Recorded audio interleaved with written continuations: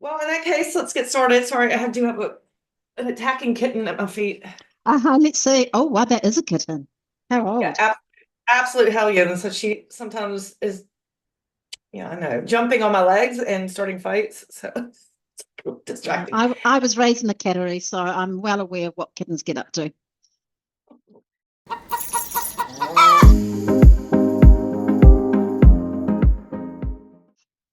Kia ora, I'm Yolanda Soryl. I am president of the Christchurch Vegan Society Te Rōpū Whēkana o Ōtautahi.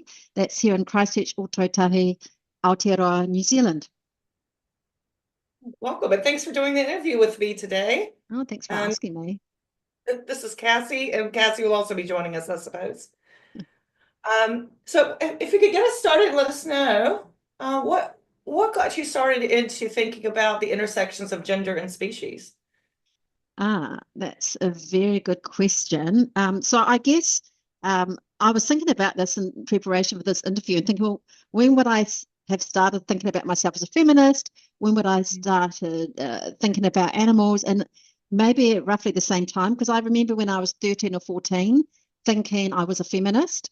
And Mm. I also at the same time I found years later, I was looking through notes and stuff, I was writing essays about do fish feel pain? And are we right to do the things we do?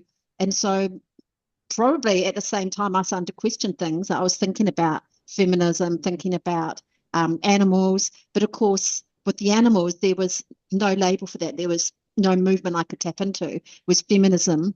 I was aware in New Zealand, at least Aotearoa, New Zealand, that there was a women's movement. So in some ways that helped me articulate that more. But yeah, I think it was at the same time that I started to think about what I would have said at the time was unfairness towards women and towards animals.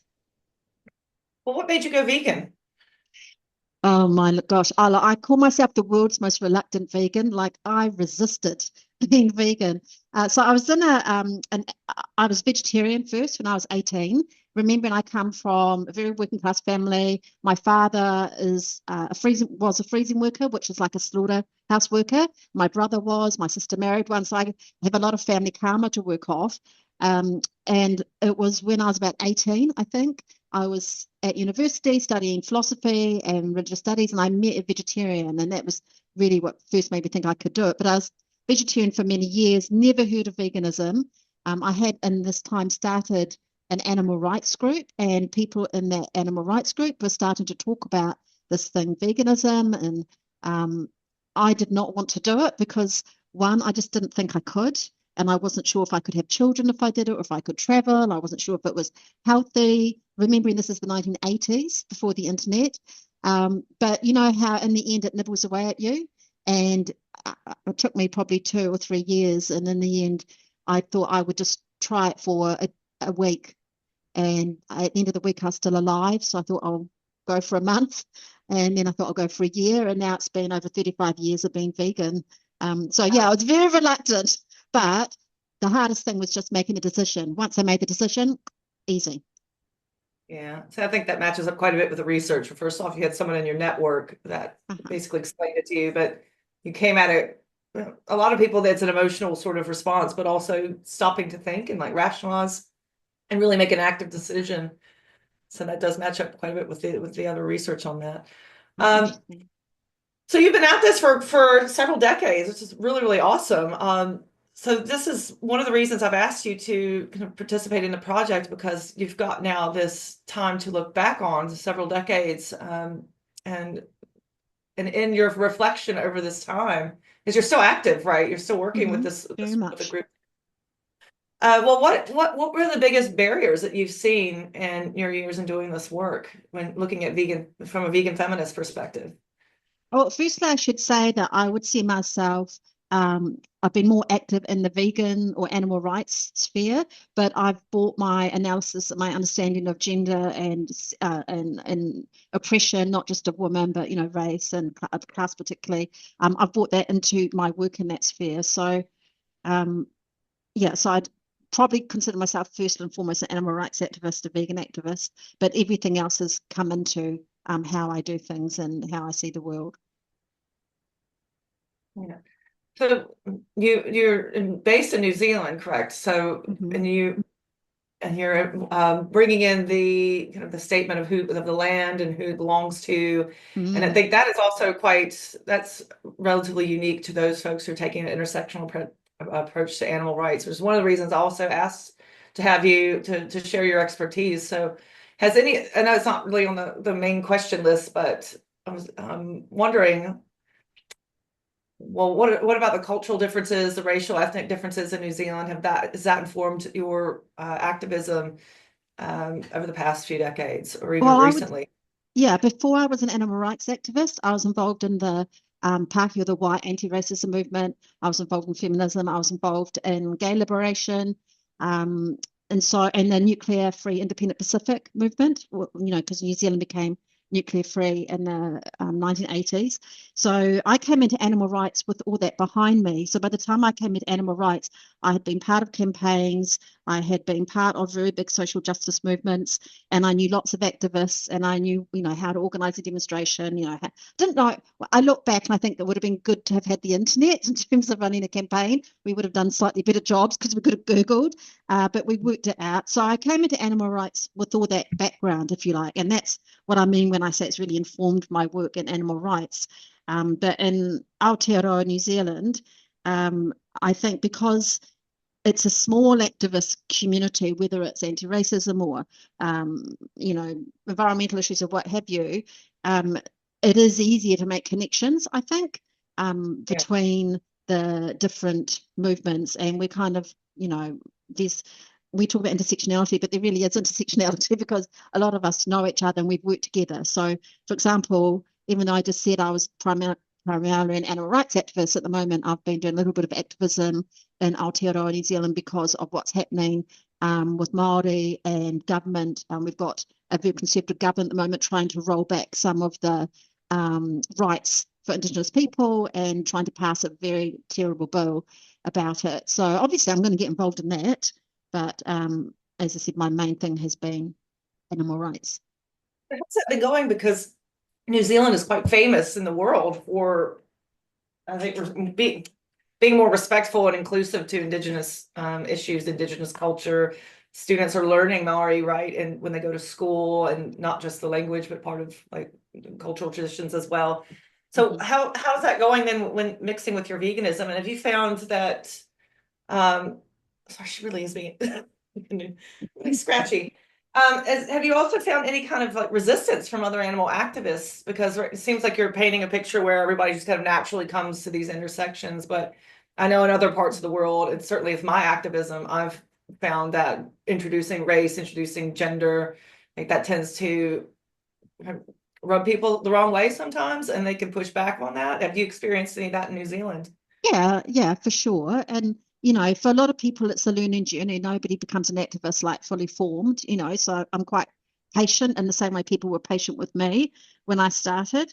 I do think, though, as someone who's been involved in other, like human liberation movements and animal liberation movements, I have found it a lot easier to be in like the animal liberation movement in terms of being gay or a woman or somebody from a working class background in terms of how I'm treated than how I feel when I'm in other liberation movements and how I'm treated as a vegan, which is very dismissive a lot of the time and not respected.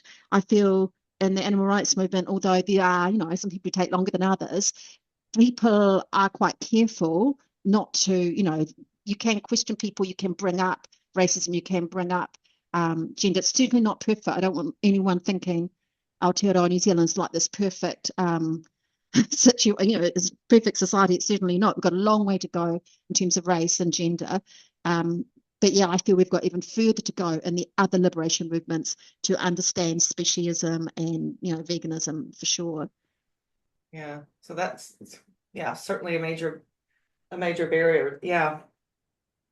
Well, what about animal rights more broadly? And maybe you can speak to yeah, your experience in New Zealand, but just being an activist period for over 3 decades. So the intersectional issue certainly now, well, I hesitate to say now because it's always been there, but I feel like now the larger nonprofits are starting to recognize it. So there is that sort of progress, but at least when it comes to vegan feminism. But what about just animal liberation? more generally? What are the challenges that you've identified, and what would you want people to pay attention to? In terms of what the work we need to do, or The work, yeah, the work. What do you do on a day to day? Like, what are the things that you oh, focus on? okay. So Say this, like, yeah, I would say because I've been an activist for like decades, from the 1980s until like now, and intend to be in the future, I probably have changed as an activist. I think in the 80s, I was very campaign focused and very much going for, all out for this one little thing, whatever it might be. And then that would be sort of one way or the other. And then it was the next thing and the next thing. And one thing I felt that I really struggled with at that time was just the constant um, how would you put it? The constant pain and hurt of having to talk and see images of animals suffering, talk about how they're suffering. It's just like relentless and constant pictures of cats being vivisected and just went on and on. And this is what it was like. And particularly if you talked about vegetarianism or veganism, pictures of animals being slaughtered in their throats. It's actually really hard to look at that and to be involved in that, like for a very long period of time without being probably getting some kind of PTSD.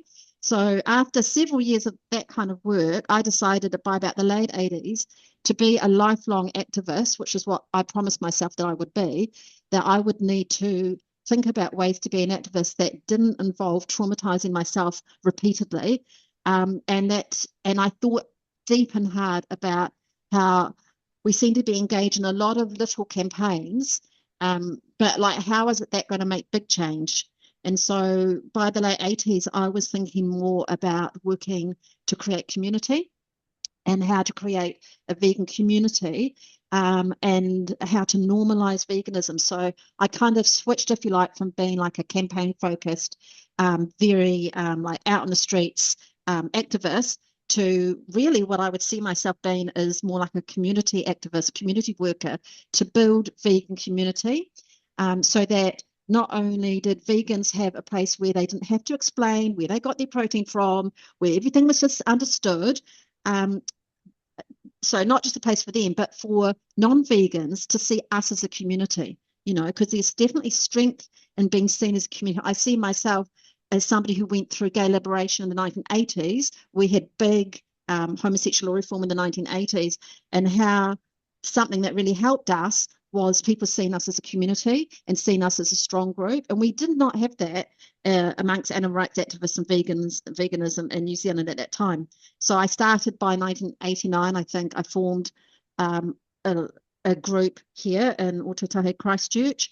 And that's what I've really done ever since then, is looked at ways to build community, to create focus for veganism, to normalize veganism in every single way possible. So that's kind of been how I've separated. And that is how I've been able to stay as an activist for decades, because it doesn't always mean looking at pictures of animals being tortured, because we're talking about people, really.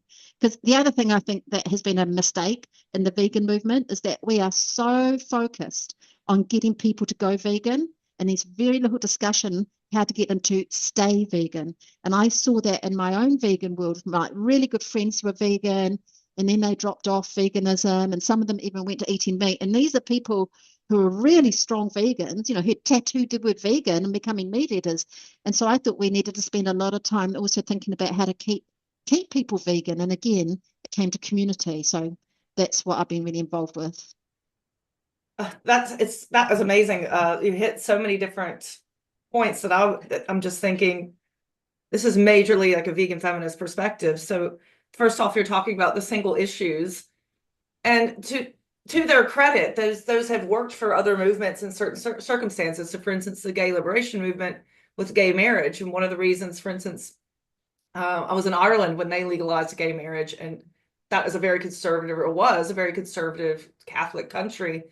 And I did quite a bit of research on how was it that that was effective. And one of the reasons was because they hyper focused on this campaign and this particular message. And so social movement speaking, like as far as strategies, that can be effective. But again, when it comes to animal liberation, it really is about a mindset. And as you said, we do need to kind of shift the community. And I'm thinking though, one of the reasons maybe that the focus on these campaigns persists is because it's a sort of dare I say, a patriarchal sort of hero approach. Like we're going to go in, we're going to champion for this one thing, we're going to win it, and then on to the next adventure, and not actually doing the drudgery, if you will, of maintaining that new change. And indeed, when we're talking about getting people to go vegan, that becomes another single issue campaign. It's like get people to go vegan and then off to the next. But the hard work of doing that, the daily care, the maintenance of that community, the feminized labor really perhaps is not getting the attention. No, because when you think of the famous vegans who help people go vegan, I'm thinking of a small number of men, and I'm not dissing them, all power to them, but it's not enough. It's not enough just to get them excited about being vegan. Like, how are you there for them when a lot of people stop being vegan when they first have a child. I've noticed that is a really common thing. Maybe not so much now, but when I was having my children, lots of vegans stopped being vegan because, so are we there for our community at vulnerable times? I'm thinking like, I'm from Ōtautahi, Christchurch, after the earthquakes. That was a very important time in the vegan community because, we had no power or water or access to shops, and food was sent from all over New Zealand to Ōtautahi, Christchurch. But do you think they sent vegan food? Of course not. So who's going to look after the vegans in Christchurch? Well, the vegan community, we were able to organise and do that. So it is, really true that you have to have that community alongside all the campaigns and the hero activism. And I wonder also if that kind of, I mean, I hate to use the word drudgery, but that's what it is. It's like the day-to-day routine work and investment you have to put in. But I also wonder if that is just not very, doesn't look so snazzy when you're applying for grants, and or funding or donations from folks when they want to see like what people out on the street or like in Congress or something, and the day-to-day taking care, does it maybe it's not as jazzy? I'm not trying to put that. Well, I think actually, in terms of funding and grants, we're pretty well supported here. And I think it's because Good. we have a very strong organisation. The community in Christchurch, even like non-vegans, we've had non-vegans donate to us. And we've been able to get council funding and funding from other organisations which have nothing to do with animal rights because we really push the fact we are community-based and we have so many initiatives to support our community, whether it's like over the years we've had like youth worker, we have an LGBTQIA plus group, we've had families groups. We currently have a group called Vegan Angels, which I think is the only one of its kind in the world, where if you are a vegan or vegetarian in time of need, a vegan angel will put a care package together for you that like bacon or food. So I think because funders see us doing like, this is just basic good community work, isn't it? We have been able to get funding, and also we do a lot of income generation ourselves. We're not like lying back waiting for someone to fund us.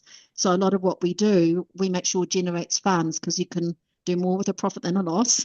And so, we've run so many vegan events and festivals that have generated income. So yeah, I think you can get funding for that kind of work, but you have to couch it the right way. Yeah. Well, that's really encouraging, actually. Mm. You're determined to be in this whole interview. It seems really cute, but she's biting and it's great. Kind of just briefly, I wanted to follow up on the emotional bit before I go to the next question as well, because I think that is a major. It's definitely a gendered issue in the animal rights movement, but maybe not discussed as such. But I noticed in doing years ago, I did a content analysis of about 40 years worth of animal rights literature, went to the Tom Reagan archive in North Carolina State University. And I'm documenting that, looking for different research question, but basically looking at divisions in the animal rights movement. And what I didn't really think about, ignorant me, that actually feminism was going to be a major dividing point, but not always like called out as such. And so I'm looking at a lot of the claims making of these different organizations, and I see a lot of people who are kind of pushing back on this need to step back from these issues, as though like a lot of the direct action folks would say that like you need to, not literally saying man up, but giving that kind of man up and face it kind of attitude. I was even told by a major animal rights theorist, male, that I'm not really worth my weight as a vegan if I can't go to a slaughterhouse and witness firsthand what's happening there, that kind of stuff. So, and I know, I personally know if I were to step into a slaughterhouse being helpless and not able to stop it, that it would break me. And like yourself, so I've not been in it 35 years and being 41 years old, but I've been doing this since I was a teenager, and that's more than enough for my lifetime. That keeps me up at night sometimes thinking about these things. But I think it's a very gendered thing. And I think that there's like a pushback on people who want to kind of manage that and try to work for animals in a way that's also sustainable for themselves. And I was just wondering if you've thought about it in that in a gendered way, this notion of managing emotional response or managing compassion fatigue. Really, as you said, it's like it's a traumatic thing. Yeah, I think one thing we don't ask activists to do, and this is something I feel really lucky I did ask myself to do when I was a young activist, is make a life commitment. So I think a lot of people come into activism and they come to activism to do what's immediately in front of them. But they're not thinking of themselves as an activist in 5 years or in 10 years or in 20 years. And so they come in, I always say, you can get 2 years out of someone, you've done really well. So, because, do you know how many people I've seen come and go in the animal Mm, rights movement and in other movements I've been in? But I think we should be encouraging activists to make a lifelong commitment. That's what I did back in 1983. I made a lifelong commitment to children and animals. And that has really helped me by making that promise because at the times when I have felt there have been times I've been really overwhelmed where I've had so much negativity. But when you've made that life commitment, that gives yourself permission to take a step back. It gives me permission to say, no, I'm not going to do things that will stop me fulfilling my life commitment. So for me, going to a slaughterhouse, I mean, I don't need to. I'm the daughter of a slaughterhouse worker, so I know quite a lot already. I used to go with my father when he went to do home kills and stuff. So, like, but I don't need to do that. And one thing, vegans are humans, and one thing humans are really good at doing is like judging other people and telling them what they should or should not be doing. I don't feel that pressure because I've made a life commitment to the animals, and I think if you make that life commitment, you can be easier on yourself. If you need to take a year out because you're burnt out or you want to have a baby or whatever, you can do that because it's a life commitment. It's not just a commitment for the next 2 years. Does that make yeah. sense how I've explained that? And so then you can be I'm really easy. I'm gentle on myself. Yeah, I think also there is and you've kind of hinted at this, I think there's an element of the longer you've been in the movement, the more you have to do this and it becomes a little bit more, yeah, it becomes part of your life. But when you first Yeah. become vegan, you're so outraged and so upset. And I know that was my experience, and I hear several other people that felt that as well. And first off, you feel like you need to learn everything about everything that's happening. And even now, I kind of fall into that trap. And I feel like there's infinite numbers of injustices to other animals. And each time I feel like I am obligated to learn about it, I find that like I have a whole week now that I'm trying to process this horrible information. But I feel like when I first started, it really was like I was so shocked and disgusted about what was happening that I really went hard on it. And I think that that's a pattern with other people as well. And then, yeah, perhaps a lot of them are then dropping out, like you said, after a couple of years. Or they But then move you on to just, the next thing. yeah, or Yeah. that, yeah. I'm amazed how people can do that. I think another thing that really helped me, apart from making that commitment, is I chose the area in which I was going to specialize in. I chose veganism. I could have chosen vivisection. I'd been working on fur. I've been working on other things, but I think choose one, and then it's not so overwhelming, and then you become really good at that one. So you can speak on it. You don't have to be overwhelmed because I mean, my God, animal oppression is massive. You know, how do you get a handle on all of it? So choose one and get like really comfortable within that and make that your life work. Well, that's why I came to veganism, is because I feel like it's more holistic. It covers, it's asking for not just a dietary change, but an attitudinal change. And I know there's a big debate with veganism and plant-based, and veganism is a diet and a lifestyle and all that sort of thing. And to be sure, there are people who just go vegan because they're trying to improve their health and not thinking about the animals. But we do know from social psychology is that when people change their behavior, sometimes, a lot of times, actually, their attitudes start to change as a result of the behavior change. They may have started veganism because they want to lose weight or something, but because they've committed to this and they're starting to now see themselves as a vegan, now they're open to more of the animal rights side of it. I've But seen generally, that. Yeah. yeah, I think that the holistic bit, and that again that's a feminist perspective, that we don't have to choose one to rationally choose which is the. I'm going to say this is one that's asking for, it's not going to be an overnight change. We can't get this particular, say, vivisection laboratory shut down next year, but this is something that's going to go on beyond our lifetimes, and that I think is one of the reasons why it's increasingly recognized by the big charities, the big not animal rights groups. But I think that's one of the big reasons why it's not the main campaign for a lot of them, is because it is so long-term, big picture. But that's one of the things as a sociologist where I'm used to that kind of like, you're not going to get change overnight, but also as a vegan and as a feminist, like these are large scale societal changes that will take a while. What do you think now, looking back? What do you think your legacy would be? So you said you've been vegan how many years? 35 years? Yeah, 35. And I've raised my 4 children as vegan from birth to adulthood as well. So I've been busy. Mm. I think the legacy, I mean, there's been so many things that I've been involved with that I'm proud of, but probably the most important thing for me is the fact we actually have this really fantastic vegan community in Ōtautahi, Christchurch, and and it really is something very, very special, I think, to have that community and that opportunity to connect with others who may be different from you in so many ways, but you have that one thing, that those ethics, in common. I think that would be my legacy is that I helped build that vegan community. And even if it was to fall over tomorrow, it's been here for a long time, and a lot of people got really supported in their vegan journey because of it. Oh, that's really exciting. I wish I had something like that. Oh, you're young yet.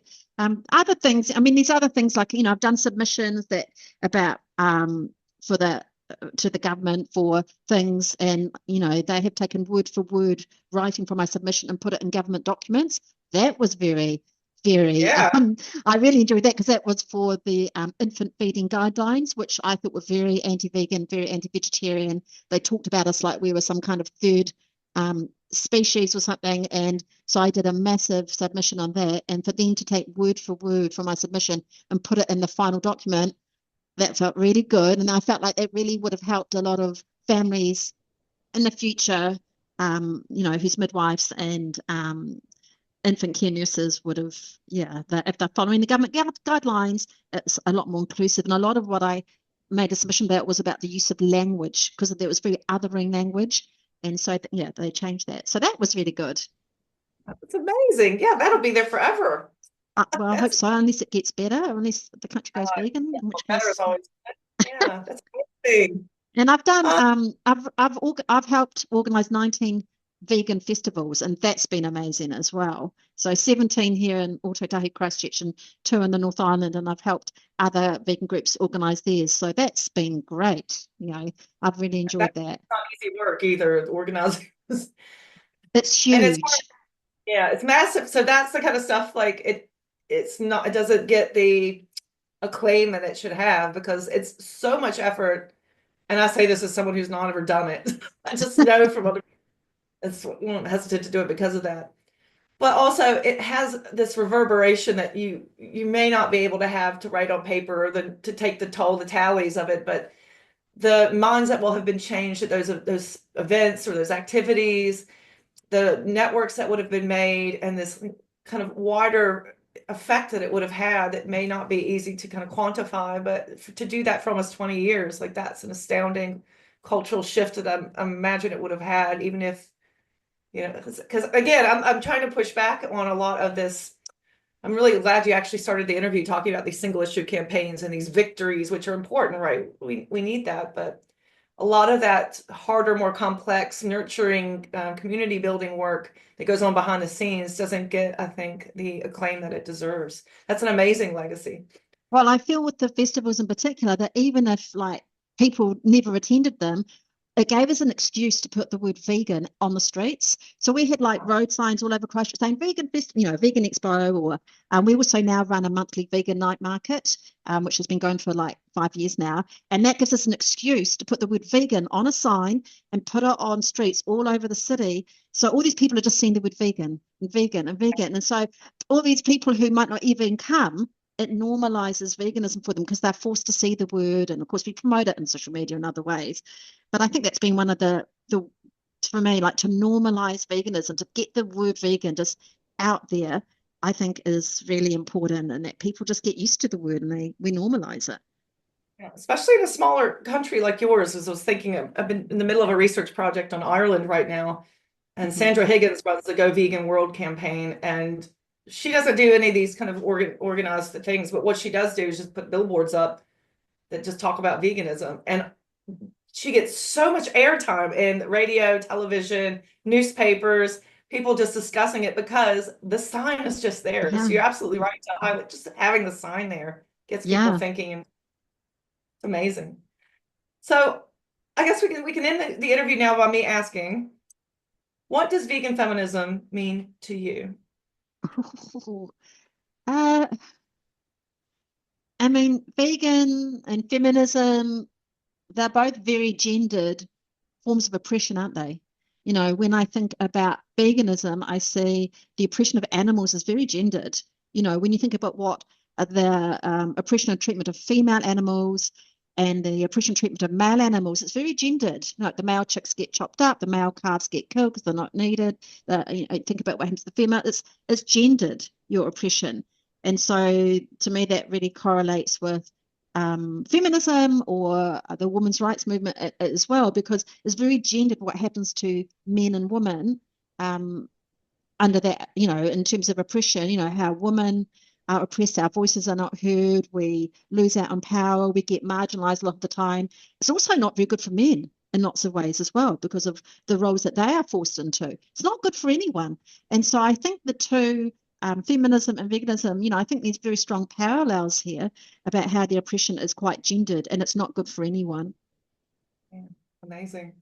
Well, thank you for sharing with me all the really cool stuff that you're doing there, and it was really wonderful to learn more about you. I mean, for the sake of the video, I'll admit, like, I found out about your work because I was reading a book on the history of, is it vegetarianism or Vegetarianism, animal rights or both? Yeah, in vegetarianism in New New Zealand. Zealand. Yeah, by Yeah, so I Catherine was reading, Amory. Yeah. this is very, who is this person? Like this powerhouse that kept showing up in the book, and I said, this person needs to be in the study. So thank you for participating and sharing all this wonderful legacy that you have, all the cool things that you're still doing, and also to learn a little bit about the intersections of what's happening in New Zealand as well, as far as race, culture, gay rights, et cetera, et cetera. It seems really awesome, the things that you're up to, and I know it's a lot of work, and thank you for doing it. Well, thank you for asking me to come on and to get to represent my community.